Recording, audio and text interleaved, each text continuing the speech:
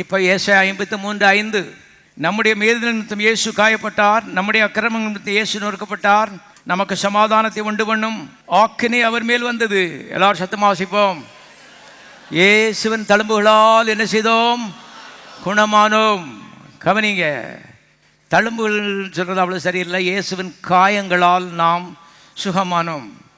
ஆகவே 4ஆம் வசனத்தில் நாரிட்டுக்கு வியாதியை முழுசும் வாங்கிக்கிட்டா அடி இருக்குன்னு அர்த்தம்.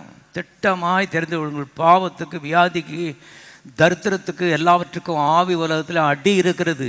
ஃபிசிக்கலாக பாருங்கள், வேதனை வர்ற மாதிரி அடி இருக்கிறது. இதெல்லாம் மனுஷருக்கு தெரியறது இல்லை, ஆனால் வேதம் திட்டமாய் போதிக்கிறது.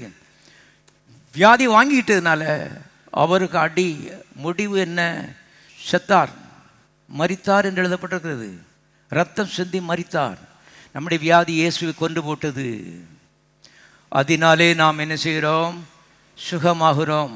சுகம் எப்படி வருகிறது என்பதை வேதத்திலிருந்து கற்றுக்கொள்ளுங்கள். சும்மா செபிச்சிட்டதுனால, உபவாசிச்சதுனால, அப்படியே பக்தியாக இருக்கிறதுனால எல்லாம் நடக்கிறது இல்லை.